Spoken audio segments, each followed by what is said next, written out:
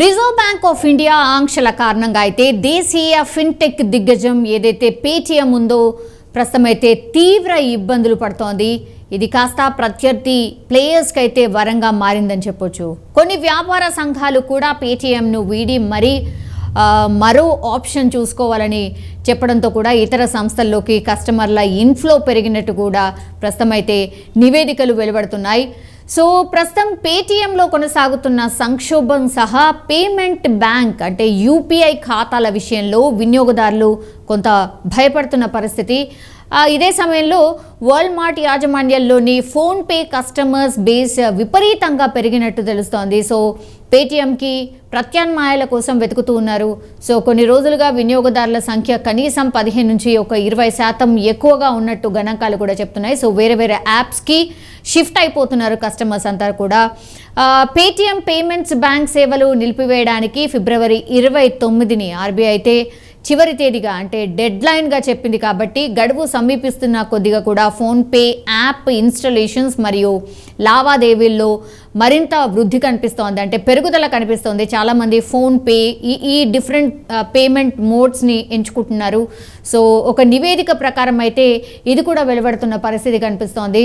So fintech రంగానికి చెందిన పలువురు ఆర్థిక నిపుణులు అయితే ఇలా పెరగడానికి ఇదే రీజన్ అని కూడా భావిస్తున్నారు. సో ఇన్ఫ్లో నిర్వహణ కోసం ఫోన్పే కూడా ఇప్పటికే బ్యాంక్డ్ సిస్టమ్ను కూడా అప్గ్రేడ్ చేస్తున్నట్టు కూడా సమాచారం. సో ఒక్కసారి కస్టమర్స్ ఒక యాప్ నుంచి ఇంకో యాప్కి షిఫ్ట్ అవుతున్నప్పుడు పూర్తిగా వాళ్ళ యాప్ మీద ఒత్తిడి కావచ్చు, ఇవన్నీ కూడా కొనసాగబోతున్నాయి. కాబట్టి దానికి సంబంధించి కూడా పూర్తిగా సిస్టమ్ని అప్గ్రేడ్ చేసుకునే ప్రయత్నం చేస్తోంది ఫోన్పే. అండ్ పూర్తిగా అందివచ్చిన అవకాశాన్ని అయితే ఉపయోగించుకుని కస్టమర్ బేస్ను భారీగా పెంచుకోవాలని కూడా పెద్దగానే ప్లాన్ చేస్తోంది ఫోన్పే.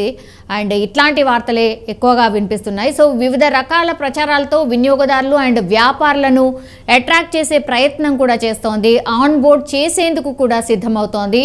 సో అక్టోబర్ డిసెంబర్ మధ్య యూపీఐ లావాదేవీల్లో ఫోన్పే 46% వాటాను కలిగి టాప్ పొజిషన్లో ఉంది. ఇప్పుడు పేటీఎం వినియోగదారులు ఫోన్పేకి మారటం వలన ఈ మార్కెట్ వాటా మరింత పెరిగే అవకాశం కూడా డెఫినెట్లీ కనిపిస్తోంది. సో రాను ఫోన్పే పూర్తిగా టాప్ లెవెల్లో ఉండబోతోంది. పేటీఎం కనుమరుగు కాబోతోంది. ఆఫ్టర్ 29th తర్వాత చాలా మటుకి పేటీఎం అనేది ఎక్కడ వర్క్ కాకపోవచ్చు. సో చాలామంది ప్రత్యామ్నాయాలు ఏవైతే ఉన్నాయో వాటికి షిఫ్ట్ అవుతున్నారు. అందులో టాప్ మోస్ట్ ఫోన్పే అని చెప్తున్నారు. నివేదికలు కూడా అదే చెప్తున్నాయి. సో ఫోన్పే వాళ్ళ కస్టమర్స్ని పెంచుకోవడానికి ఇంకొంత ప్రయత్నం చేస్తోంది. డెఫినెట్లీ బిజినెస్ వైజ్గా చూసినప్పుడు కూడా ఏదైనా ఒకటి డౌన్ఫాల్ అవుతోంది కాంపిటేటివ్ది అన్నప్పుడు ఆ కస్టమర్స్ని వాళ్ళ వైపు అట్రాక్ట్ చేసే ప్రయత్నం డెఫినెట్లీ అన్నీ చేస్తాయి. అందులో భాగంగానే బిజినెస్ వైజ్గా చూస్తే ఇప్పుడు పేటీఎం కస్టమర్స్ని పూర్తిగా ఫోన్పే లాక్కునే ప్రయత్నం అయితే చేయబోతోంది.